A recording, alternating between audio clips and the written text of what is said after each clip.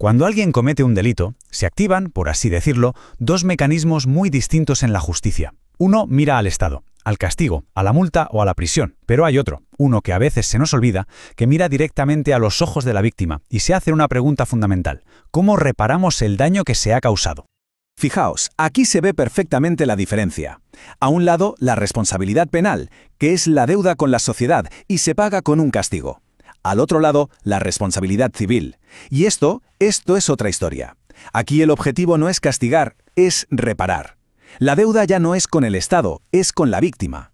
Y es en esta cara de la justicia la que busca sanar la herida donde vamos a poner todo el foco hoy. Esta va a ser nuestra hoja de ruta. Primero, vamos a entender bien qué es eso de la responsabilidad civil. Luego, veremos las 3 herramientas que usa la ley para reparar el daño. Seguiremos el rastro para ver quién acaba pagando. Exploraremos esos casos tan curiosos en los que no hay culpable, pero sí hay deuda. Y por último, veremos cómo se organiza el pago cuando no hay dinero para todo. Venga, pues empezamos por el principio. Vamos a ver cuál es la idea fundamental que sostiene todo este sistema. Y la base de todo está aquí, en esta frase del Código Penal. Ojo porque es muy potente. Lo que nos dice es que cometer un delito no solo te expone a un castigo, sino que de forma automática te genera una obligación, la de reparar el daño. No es que se pueda pedir o no, es que estás obligado, es una consecuencia directa. Y aquí hay un detalle que le da mucho poder a la víctima. No tiene por qué esperar al juicio penal. Tiene 2 caminos. Puede reclamar esta reparación en el mismo proceso penal o, si prefiere, puede irse por una vía totalmente distinta y abrir un caso en un juzgado civil. La decisión es suya. Muy bien, pero ¿qué significa exactamente reparar el daño? Suena un poco abstracto, ¿verdad? Pues bueno, la ley lo concreta en 3 conceptos clave. Son estos 3: restitución, reparación e indemnización. Pensemos en ellos como si fueran las herramientas de un cirujano. Cada una sirve para una cosa, pero todas tienen el mismo objetivo final: intentar, hasta donde sea humanamente posible, dejar a la víctima como estaba justo antes de que ocurriera el delito. La primera herramienta, la restitución, es la más sencilla de entender. Consiste en devolver la misma cosa. Si te robaron un cuadro, te devuelven ese cuadro. Pero cuidado, que aquí viene lo interesante. La ley dice que hay que devolverlo incluso si un tercero lo ha comprado legalmente sin saber que era robado. Esa persona tendrá que entregar el bien, aunque luego, claro, podrá reclamar a quien se lo vendió. El segundo pilar, la reparación, es mucho más flexible, es como un traje a medida.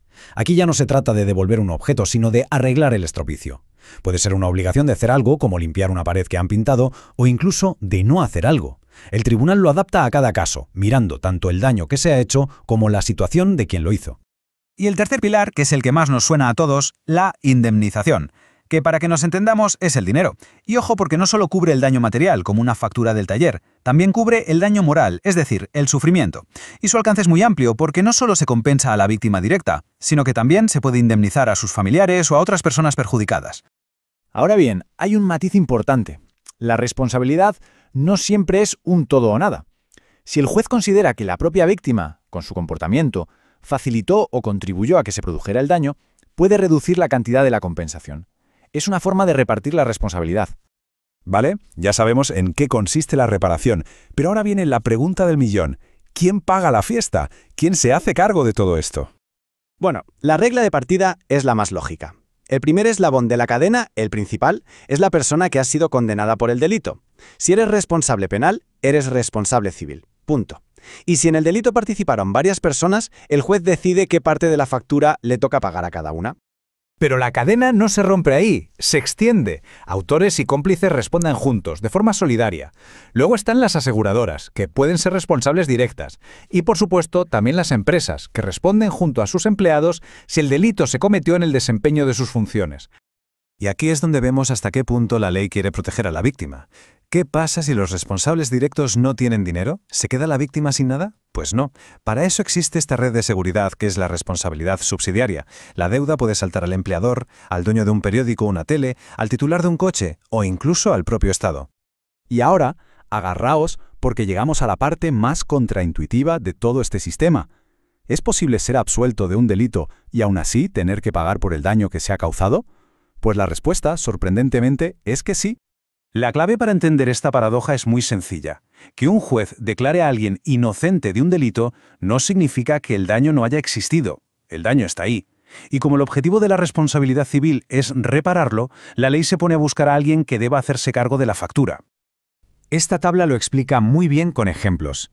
Si una persona con un trastorno mental causa un daño, puede que no sea culpable penalmente, pero sus tutores podrían tener que pagar si fueron negligentes. Si alguien rompe una puerta para salvar a una persona de un incendio, quien paga es la persona que se ha beneficiado, la que ha sido salvada. Si se actúa por un miedo insuperable, paga quien provocó ese miedo. Y fijaos en el último caso. Incluso en una intoxicación total, la persona intoxicada sigue siendo responsable civil. La lógica es implacable. El daño, de una forma u otra, se tiene que reparar. Y con esto llegamos a la última parte, a la más práctica, el momento de pagar la cuenta. Vamos a ver cómo se liquida esta deuda y, lo más importante, en qué orden se hace. Primero, un concepto rápido, las costas procesales. Esto es, básicamente, que además de la reparación y la indemnización, el condenado tiene que pagar todo lo que ha costado el juicio. Y cuando digo todo, es todo. Las tasas, los abogados, los peritos. Claro, la gran pregunta es, ¿y si el responsable no tiene dinero suficiente para cubrirlo todo? ¿Quién cobra primero? Pues no se paga de cualquier manera ni por orden de llegada. La ley, para proteger a quien más lo necesita, establece una jerarquía de pago súper estricta. Y este es el orden. Y creo que es muy revelador. Lo primero de todo, la prioridad absoluta, el número 1 de la lista, es la víctima. Su reparación y su indemnización van por delante de todo lo demás. Solo cuando la víctima ha cobrado hasta el último céntimo, se empieza a pagar el resto, al Estado, los gastos del juicio, y fijaos qué curioso, lo último de lo último que se paga es la multa penal. En resumen, si nos tenemos que quedar con una sola idea, que sea esta. Todo este complejo sistema legal de la responsabilidad civil tiene un objetivo que va mucho más allá del simple castigo. Su foco está puesto al 100% en la víctima, en la misión de repararla y de intentar, en la medida de lo posible, devolverla al punto en el que estaba antes de que todo pasara. Y todo esto nos deja una pregunta final en el aire para reflexionar. Si la propia ley le da esta prioridad absoluta a reparar la herida, ¿le damos nosotros, como sociedad, la misma importancia a sanar a la víctima que a castigar al culpable? O, dicho de otro modo, ¿hemos encontrado ya el equilibrio perfecto de la justicia? Ahí queda la pregunta.